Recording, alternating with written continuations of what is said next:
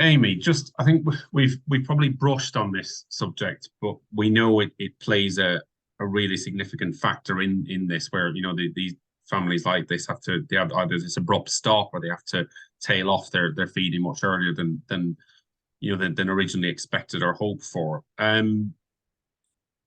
We've had a lot of conversations over the last few years, and we as a charity advocate its use. And I know you're a huge advocate for the use of donor breast milk. In these scenarios, I mean, it's hard to really quantify how big an impact it can have, whether it's, a small supply and it's just colostrum for one family versus somebody else, receiving 5, 10, 20 liters of breast milk. But in terms of those interventions and the things that can be done by the professionals within, that family circle, and I know this is more pertinent probably to families who are diagnosed in pregnancy, because there's perhaps the preparation time over the rest of over the remaining weeks to perhaps get those wheels in motion to try and obtain donor breast milk.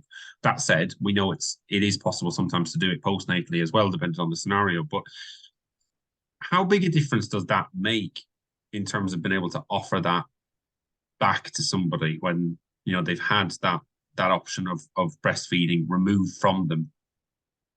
We've been collecting some research data around this for a little while now, and our data is really showing the protective impact it can have on mental health and the difference it can make. And of course, we're talking about women who are really motivated to want to find donor milk and for whom human milk was really important to them. But when they have been able to access it, the impact is so clear. And when we ask, what was it about that experience of having donor milk, whether it was a few litres, whether it was partial for your baby, the first thing they will always say again is, well, I wanted my baby to have the protection of the antibodies and the milk. Quite often if they've had a difficult premature delivery or their baby, there's allergies in the family or something.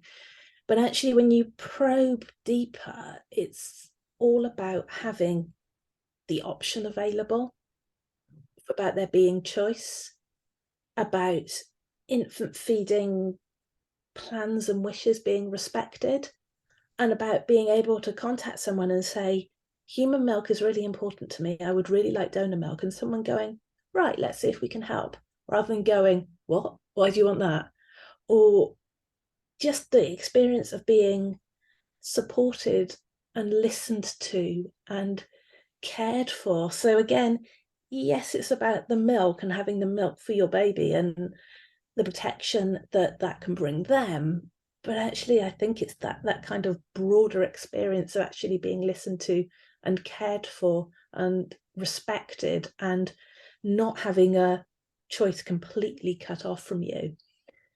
And some of the data that we have that I must get around to writing up for publication is looking at anxiety and depression scores before and after having donor milk. And we've got a range of women in that study who had donor milk for all sorts of reasons, but it's particularly pertinent for those who had it for cancer or another health reason.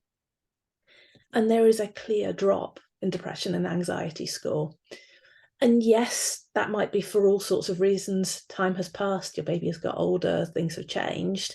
But when we ask mums, was it the experience of having donor milk that affected your mental health? The vast majority say yes. It was because I had an option open up to me. Suddenly I had choice again. Suddenly, my infant feeding decisions weren't all being taken away from me, and just someone understood. And I think that's the key part to all of this, isn't it? And not just about feeding, about the cancer diagnosis, about the pregnancy. It's about somebody understanding that something was important to you and respecting that and giving you just that little bit of a additional choice and freedom and flexibility at a time when so many things are being closed off to you. And I know we've talked about this a lot before, Pete, around kind of birth options and birthing experience in general. And I think this is just part of it, because so much changes, particularly in pregnancy, when you have that cancer diagnosis, and suddenly everything that you were thinking about might change. And this just gives the one option have things go in the way you hoped, even if it is just a bit of milk for a little bit of a time or some partial milk in some way. It doesn't seem to really matter necessarily how long you have the donor milk for, Yeah. how exclusive it is. It's about having some of it and having that choice and being respected and listened to and supported and cared for. And I guess the impact then further down the line, I think for those families where they may have potentially always have suffered from postnatal depression because of everything else that was going on aside of the feeding challenges, the actual cancer diagnosis itself, it not being the pregnancy journey that they had been excited and looking forward or inspired to. It might have been trying to, I don't know, replace a trauma that's happened in a previous pregnancy. But if it offsets some of that, impact, and it lessens the potential for that person to have postnatal depression on top of everything else that they've got dealing with. I mean, I know it's a shared frustration that we have, professionally, in the sense of, why why is there a short-term view on the application of donor breast milk availability when we know that longer term it actually offsets the psychological impact further down the line. But like I said at the beginning, I think we could do a whole session of this and probably about 5 more just on the donor breast milk and equitable access to it. But I think we've seen it. We hear the narrative from from other families. We've supported families over the years, like I said, where one mum, she wanted colostrum, and if she could have that and nothing else, that was going to lift her spirit and her whole outlook on her pregnancy and her postnatal experience so much. And I think perhaps there is this misconception that when we talk about donor breast milk and we talk about making it available, it assumes that therefore, well, every woman who wants this is going to want 20 or 30 liters of it, and it's just simply not true. It might be 1 or 2 liters to one person, it might be 5 to somebody else, it might be milliliters to somebody else. And I think that I suppose is the next stage of that conversation, isn't it? Is to apply that it is inconsistent. And I know nobody likes inconsistencies necessarily, but this is one area where actually it's a positive thing, and if you leveled it across the board with all those families, it would probably make it far easier to enable equal access, to people, not just from a geographic perspective, but just in terms of actual supply, and not have some of the